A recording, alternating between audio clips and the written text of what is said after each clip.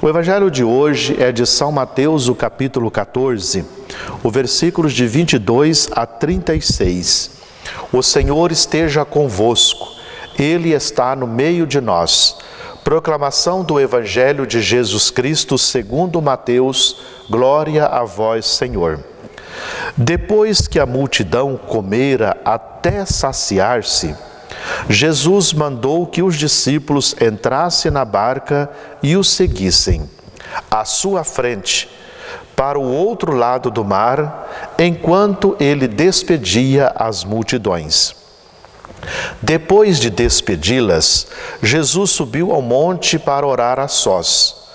A noite chegou e Jesus continuava ali sozinho.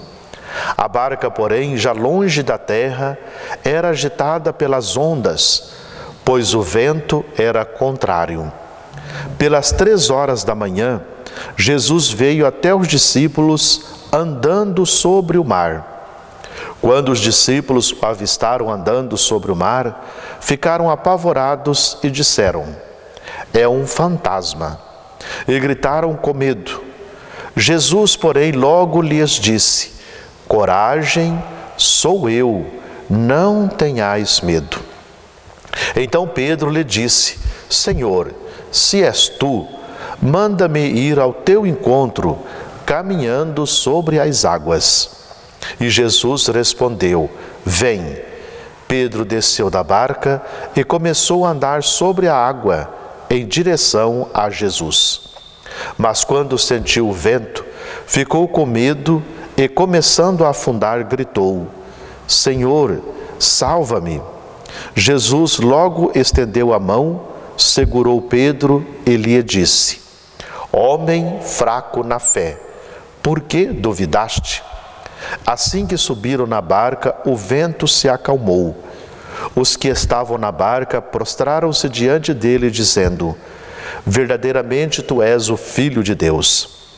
Após a travessia, desembarcaram em Genezaré. Os habitantes daquele lugar reconheceram Jesus e espalharam a notícia por toda a região. Então levaram a ele todos os doentes e pedia que pudesse ao menos tocar a barra de sua veste. E todos os que a tocaram ficaram curados. Palavra da salvação. Glória a vós, Senhor. O barco significa a igreja, significa o trabalho da missão, o anúncio do evangelho, ir um canto ao outro para anunciar a boa nova. Foi um pedido de Jesus. Aliás, mais do que um pedido, foi um mandato: ide pelo mundo e proclamai o evangelho. Por isso, então, abarca a Igreja de Jesus, de ir a todas as pessoas e anunciar a boa nova. No entanto, o que acontece é que muitas vezes o vento pode ser contrário. É impressionante, já meditamos outros momentos, como que anunciar o amor, pedir para as pessoas amarem, pedir para viver a bondade, pedir para viver o amor. As pessoas, como é que há aqueles que rejeitam, que não aceitam? Quando falamos da verdade da eternidade, que tudo que passa, mas o reino não, há pessoas que insistem na sua vida em trabalhar por aquilo que passa e não pelo que não passa. Por isso, então, a situação do vento contrário são as perseguições que acontecem à igreja, aos que anunciam a fé. Em alguns momentos parece que perdemos a força, parece que vai tudo afundar. Mas o grito explode do coração de Pedro: "Senhor, salva-nos! Já é noite, temos medo, não aguentamos o vento contrário."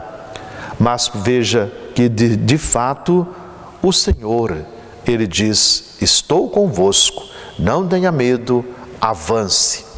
Eu quero nesse momento recordar o quanto no Evangelho esta palavra de Jesus de encorajamento aos discípulos e a nós é dado.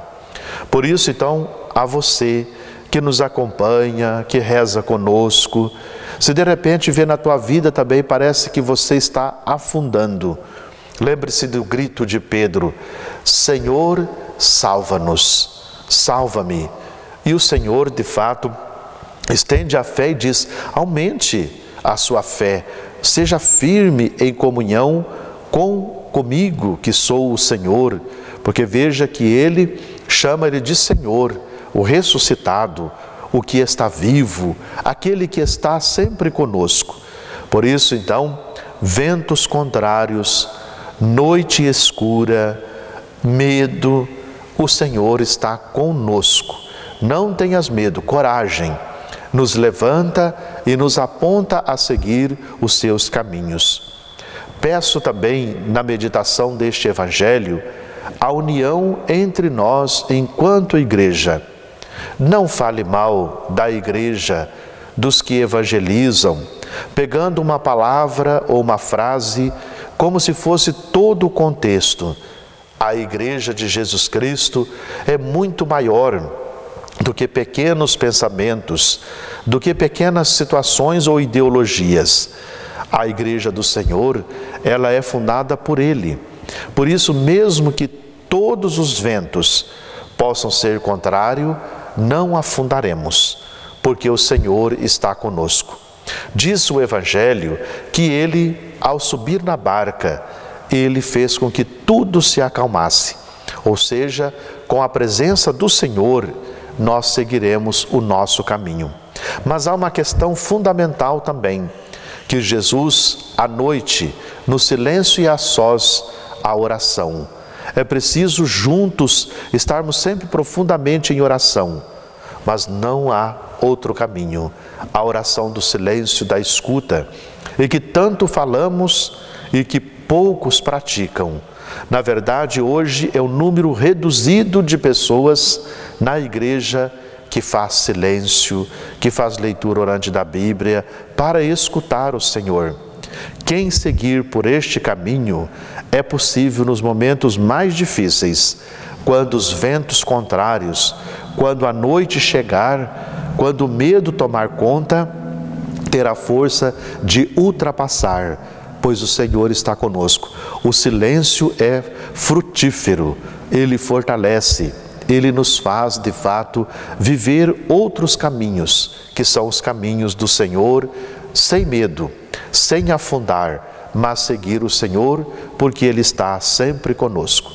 Não tenhais medo, eu estou convosco. Muita paz para você.